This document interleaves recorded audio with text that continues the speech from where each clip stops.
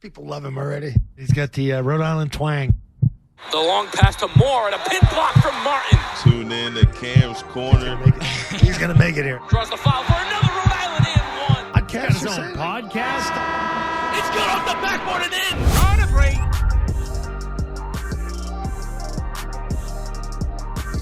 And we are back, guys. Welcome back to another episode of Cam's Corner, Season 3, Episode 9. Today, joining me, a Middletown, Rhode Island native and the 58th pick in this year's MLB Draft to the Cleveland Guardians. It's Alex Clemmey. Alex, thank you for joining me, man. Yeah, appreciate you having me on. Yeah, for sure. And for new viewers tuning in and maybe unaware of your journey, you're fresh out of high school at Bishop Hendricken in Warwick, Rhode Island. You committed to Vanderbilt to play D1 college baseball, and then your name's called in the MLB Draft. So we'll get into all that stuff later. I wanted to start off of your earliest memory of throwing a baseball, because for fans that don't know, you clocked in at 99 this year. So just talk about your first ever memory that you can think of, your earliest memory of you throwing a baseball. Yeah, so I mean, baseball has been a huge sport throughout my family, and it's always been a tradition. Everyone played baseball throughout their time. So I think probably 3-4 years old before the first time I ever threw a baseball. Started to pitch around 7-8 years old, and then obviously once I got into high school and realized I was pretty good at it, I started to take it serious and put a lot of work into it day in and day out. And ultimately, that's why I ended up getting drafted. And obviously, I had two great opportunities between Vanderbilt and professional baseball, but obviously the opportunity was what I was looking for out of high school for professional baseball. So that's what ultimately I ended up doing. And can't be happier of the decision I've made. For sure. And playing baseball, you know, like you said, at a very young age, starting up, was the goal to always be a pitcher, or, you know, playing the sport? What was your favorite position growing up? Yeah, so like I said, I didn't really start pitching until I was 7 or 8 years old. So I was always a hitter and played first base in the outfield. So I was pretty good at both for a long time. And then I started to realize that pitching was something I was getting a little better at, and started to take it more serious and devote my time to that aspect of the game. So once you started pitching, who was like an MLB role model that you had that you kind of looked up to and kind of wanted to emulate your game after? Yeah, so I really wouldn't say there's someone I had really emulate my game after. I think comparisons that have been made about myself have been Clayton Kershaw, Chris Sale, and just lefties, good off speed. And then obviously Chris Sale is just tall, lengthy lefty like myself. So those are two kind of comparisons that have been made about me. But I mean, try to emulate no one really, and kind of create my own path for myself and a known picture for people to look after me. For sure. And piggybacking off of that too, just growing up in Middletown alone, in Rhode Island, you know, what was the scene like for sports? Was baseball the only sport that you played, or was there other sports that you were involved in? Just talk about your involvement with youth sports. Yeah, so I played hockey and baseball, played hockey up until my freshman year of high school, and then obviously hung up the hockey skates when I realized that baseball was something I wanted to pursue full time and put my full effort into. So I played hockey up until my freshman year, all the way from my youth days. So yeah, and after developing and realizing that you were going to stick with baseball, like you said, how did you come up on the decision to go to Hendricken in Warwick, and why the decision ultimately? Yeah, so obviously the pitching coach at Hendricken, Chris Sheehan, had hosted a couple summer camps, green and go baseball camps. Great camp, really was run really well, and a lot of good information was shared that I was able to learn throughout the few times that I attended that. And then ultimately we found out it was a great education school, all boys, Catholic preparatory school. I attended a Catholic school my whole preschool through 8th grade years. So ultimately, once we found out all those pieces were kind of part of that puzzle, we made that decision to attend Hendricken. And Hendricken was great for me. It was a great support system from the academic and athletic side. So everything is very good to say about Hendricken for sure. Yeah, and how did that whole process really start your freshman year coming in? You're one of the youngest guys in there. When did you start to really notice eyes on you at playing baseball? Yeah, absolutely. So obviously my freshman year was cut due to COVID, so I didn't have a freshman year with the high school stuff. But a lot of the stuff that ultimately led me getting committed to Vanderbilt was working with John DeRoyan, obviously who's with University of Arizona now, player development, and just posted a ton of video. He had also hopped on a bunch of Zoom calls with a lot of higher ups and a lot of professional pitching coaches, college pitching coaches, and just started to pick their brain. And ultimately he got introduced to Coach Brown, who's the pitching coach over at Vanderbilt, and they had started to build the connection. And I was talking to a bunch of different schools, and ultimately they had seen some video. Coach Brown had liked what he saw, saw some more analytical stuff, things like that, and hopped on a few phone calls with him, and then ultimately the whole coaching staff with my family and I, and ultimately landed an offer from them, and it was my dream school since a young age. So obviously I accepted the offer right away and ultimately committed to Vanderbilt. Yeah, and throughout that high school process, like we were talking about, obviously being a pitcher, it's much different than any other position, and that's where you kind of found your rhythm and groove as the years went on, and you stuck with that position. Just talk about like, the preparation and how you improved as a pitcher, because the routines and the practicing schemes is way different at that level. So just talk about the facilities that you were at, the people that helped you just improve every day. Yeah, so I obviously work out at Hops Athletic Performance over in Coventry. And I've had a great support system since being there, whether that be Matt, the owner of Hops, John, Mason, all the other pro guys that have given me all the little ifs, ands, or buts about professional baseball, the goods and not goods about professional baseball, just so I had a clear mind of what I was going to get myself into, and if this is what I ultimately wanted to do out of high school. And I felt from a maturity standpoint, I was more than ready, and from an ability standpoint, I was more than ready as well. So I think just having a great support system behind me every single day, really just pushing me to the max level that I could push myself to, and ultimately be at my best game 110% every single day. I think just being around those people and having that tight circle was huge for me. Yeah. So would you say like those were kind of like, I guess, your role models outside of like the MLB, like people that saw potential in you through that entire process before the draft? Yeah, absolutely. I think there's been a lot of different people. There's been a ton of different people that have supported me. Obviously, my family was a huge support system for me, just backing up anything that I ever wanted to do, whether that be going away for a whole summer to kind of tackle that summer circuit my junior year of high school, really get it shown in front of professional scouts, to kind of put my name out there and show kind of what I can do, and ultimately help put around on the map, because obviously there's a lot of hidden talent around that kind of goes unnoticed, just being such a small hidden state in the Northeast. So I think just putting on for my family, trying to put on for Rhode Island, kind of show people and scouts what Rhode Island really has to offer. And I think all that kind of led to being drafted, and through a lot of hard work, dedication, and kind of time when no one was watching. Yeah, definitely. And like I said at the beginning, 99 miles per hour, only at 18 years old is very, very impressive, and especially in the state of Rhode Island. So just kind of talk about your reaction when you hit that, and the build up to that.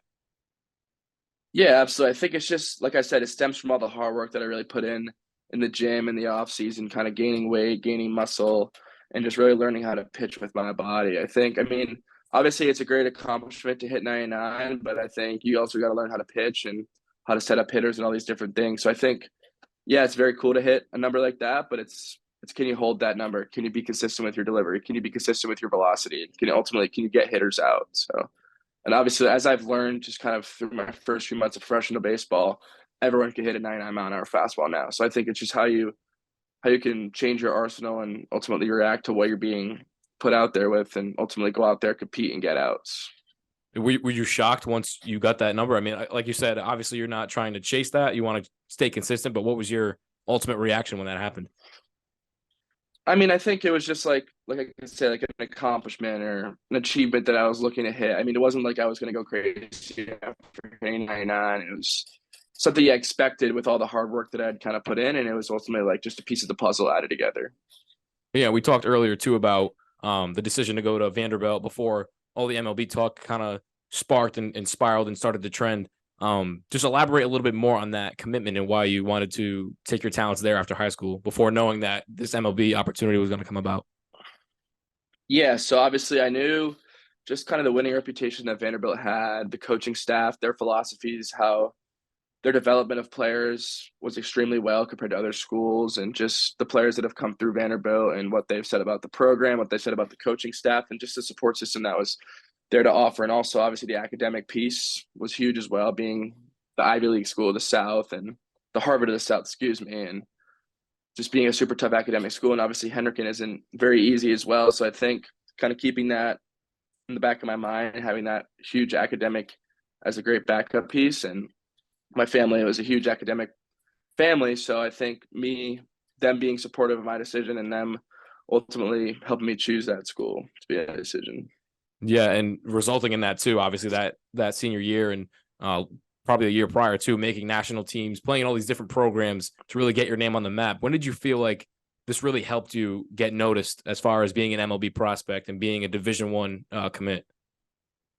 Yeah, so you're talking about how Vanderbilt helped me as leverage.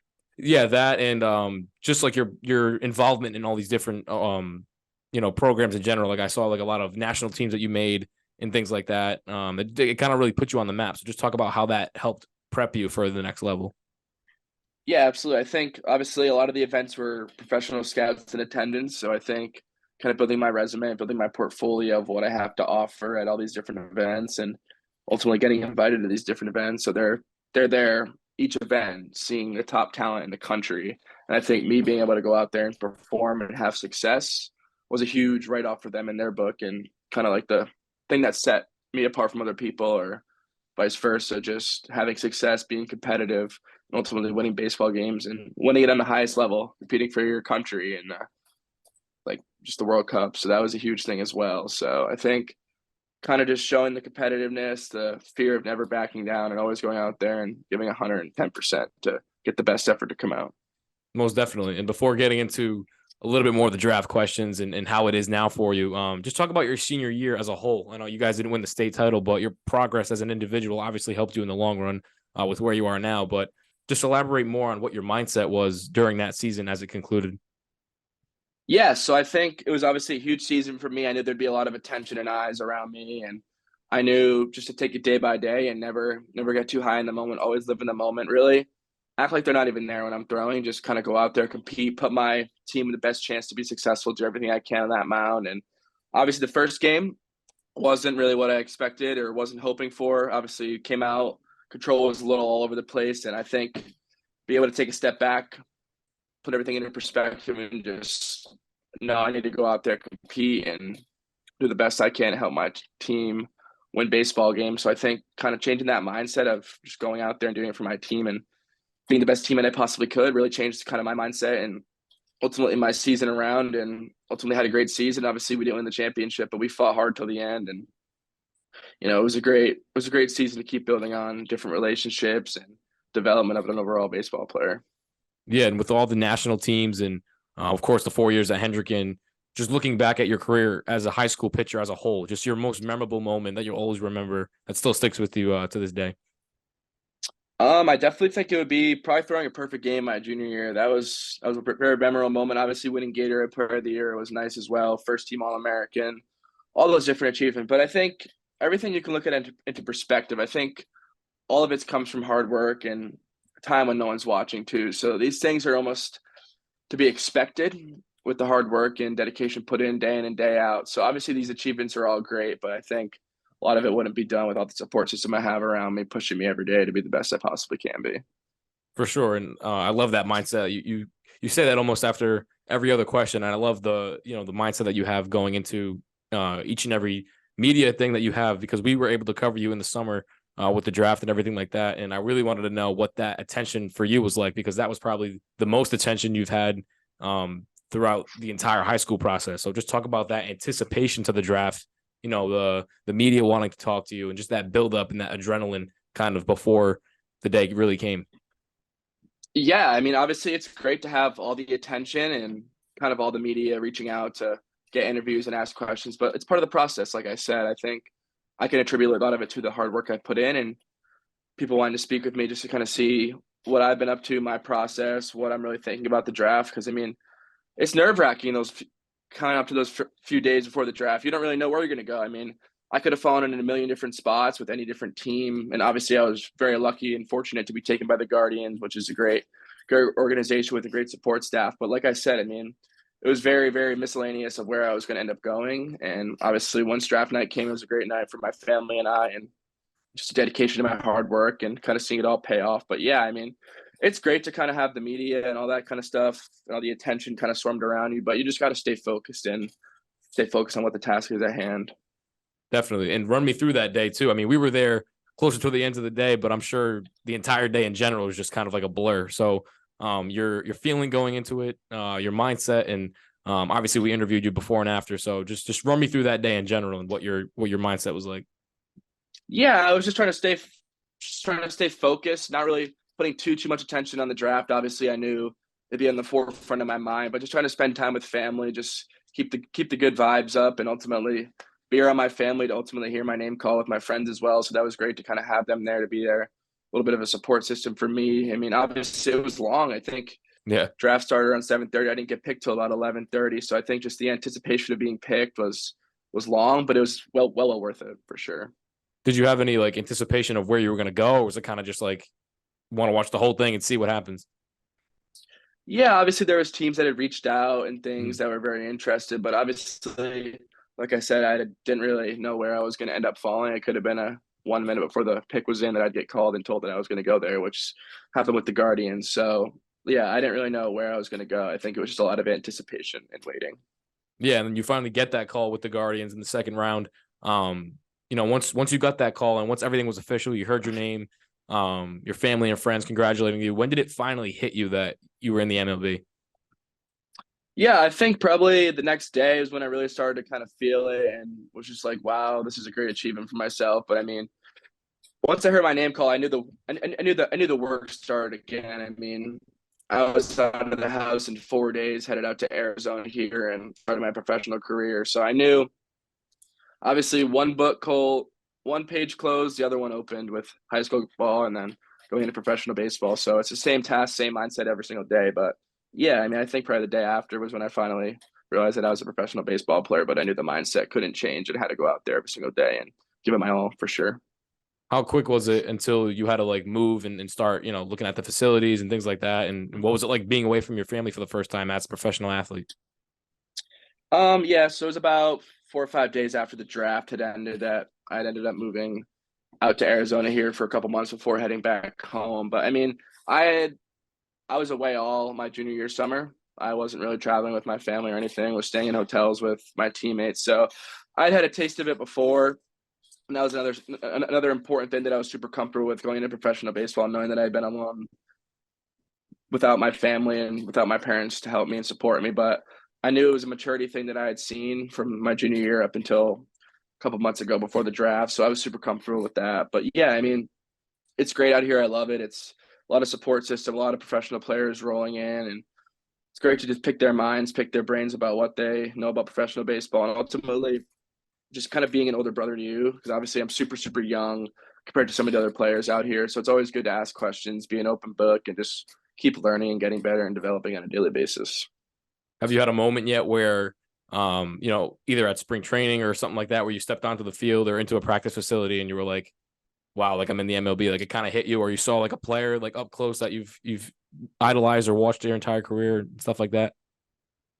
I think I was expecting a lot of the things that I was going to see here in professional baseball, things that I've already done before prior to entering professional baseball. So there hasn't really been a super surprising moment that really stuck out to me about professional, maybe making my first star or whatever. But no, I think it's a job now. So it's what I wake up and do every single day. And it's a thing I love to do. So obviously I'm very excited to attend work and attend professional baseball every single day. Right. And you put it perfectly. It's a job now. You do it every single day, similar to the high school level where you're practicing every day and trying to get better every day. How would you compare that routine in high school up until the draft to what the workload is now in the MLB at the professional level? Yeah, like I said, so I was trying to best prepare myself in high school like I was a professional baseball player. So yes, my routine may have changed a little bit, but my mindset, the way I attack my lifts, my workouts, my throwing sessions, my bullpens, all stayed the same. Maybe it's just a few ticks in the delivery, a few little different things to kind of change and perfect things. But no, the mindset and the work ethic has never changed. It's really been consistent throughout high school, leading into professional baseball. Has there been any big difference that you've seen overall so far? I think it's just a level of competition. Everyone's very good. It's professional baseball. You're getting paid to do this, so everyone takes this job very, very serious. And obviously, I'm blessed to be able to be in the position I am to go out there and compete with the best of the best every single day. Yeah, and as things are starting to kick off now, and your professional career is fully underway, to cap things off, what's your main goal at the end of the day, and what are you looking forward to the most in your future?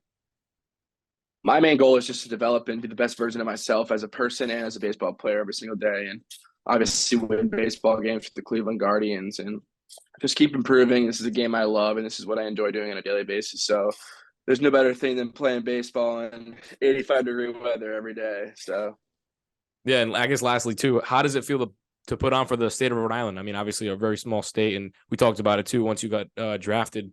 To have such a name in a small state and to be at that pedigree of a level, like how does that feel for you?